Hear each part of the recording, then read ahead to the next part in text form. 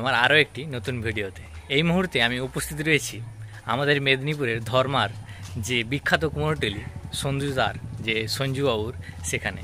তো আজ মহালয়া, এই মহালয়ার দিনে বিকেলবেলায় এসেছি আমি এই সঞ্জুদার যে স্টুডিও সেখানে।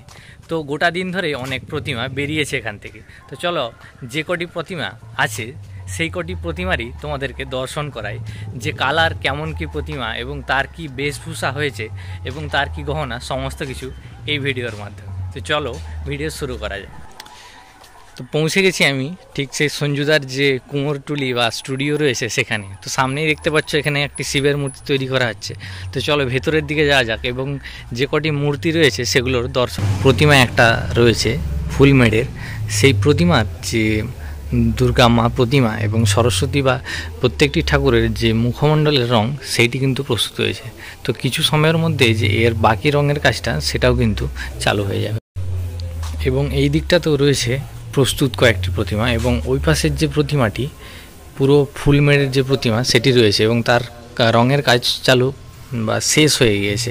এপাশে রঙের কাজগুলো চালু হয়েছে এবং ওই প্রতিমাটি বেরোবে, তার জন্য তার মুখমণ্ডল। আর এই সামনের একটি ঠাকুর যে মেড়ে পুরো সাদা কালারের রয়েছে। তো এখানকার এই ঠাকুরের যে গহনাগুলো সেগুলো কিন্তু প্রত্যেকটাই মাটির তৈরি। তো এই যে এখনও অবধি এই যে থিমের ঠাকুরটা রয়েছে এটা কিন্তু বেশ সুন্দর লাগছে। তো দেখতেই পাচ্ছ প্রত্যেকটি থিমের যে প্রত্যেকটি ঠাকুরের যে মুখমণ্ডলের কাজ তা এত সুন্দর, এত বারিক হয়ে থাকে এখানে, তা সত্যি অনস্বীকার্য। এই পাশের দিকের এই যে এখানে ঠাকুরটি, এটার কিন্তু উচ্চতাটাও বিশাল এবং বিশাল মূর্তি আকারের একটি মা। এখানে মা বসে রয়েছেন সিংহাসনের মধ্যে এবং মহিষাসুর নিচে, এবং মায়ের মূর্তিটা দেখো কতটা বিশাল। চক্ষুদানের কাজটা কিন্তু এই মূর্তির বাকি রয়েছে। এখানে এই যে গহনাগুলো দেখতে পাচ্ছ, এই গহনা কিন্তু স্পঞ্জের উপরে বিভিন্ন রকমের প্লাস্টিক বা জরির কাজ যেগুলো হয় সেগুলো কিন্তু তৈরি হয়েছে এই গহনাগুলো। এই গহনাগুলোই পরে যে মায়ের এবং যে তার সন্তানদের গহনা রয়েছে সেগুলো কিন্তু লাগানো হবে। এখানে দেখতে পাচ্ছ এই যে গণেশ ঠাকুরটা, এই গণেশ ঠাকুরটা কিন্তু 4 হাতওয়ালা এখানে একটি গণেশ রয়েছে। এখানে এই যে মানে পুরো যে ঠাকুরের থিমটা বা সাজটা সেটা কিন্তু গ্রাম্য পরিবেশের থিম।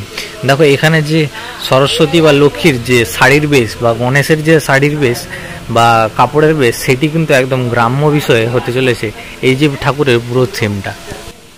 আর এখানটা তো রয়েছে যে সিঙ্গেল পিসের একটা দুর্গা প্রতিমা, যার সাথে তার সন্তানদের বিভিন্ন জায়গায় এরকম আলাদা আলাদা অনেকগুলো ঠাকুর কিন্তু এখানে হয়েছে, যেগুলো একসাথে গিয়ে পরে সেট করা হবে। দেখো এইখানে কিন্তু এই মাতৃ প্রতিমাটি পুরোটাই প্রস্তুত রয়েছে এবং এই যে মাতৃ প্রতিমার যে মুখমণ্ডল তা এত অশেষ রূপ এবং এখানকার যে মুখমণ্ডলের কারুকার্য তা এতটাই বিশেষ হয়ে থাকে, তা মায়ের যে মুখমণ্ডল এবং গোটা যে ঠাকুরের সৌন্দর্য তা কিন্তু আরও বৃদ্ধি করে।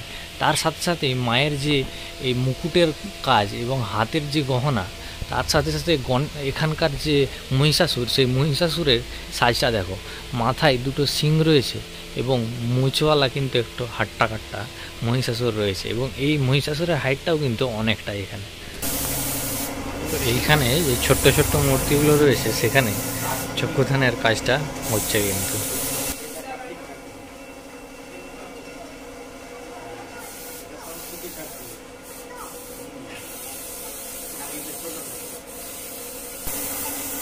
আর এই ঠাকুরটার যে ব্যাকগ্রাউন্ডের যে কালারটা বাকি ছিল একটু, সেই কোটিংটা কিন্তু এই মুহূর্তে হচ্ছে এখানে। কাকু সেই কোটিংয়ের কাজটা করছে।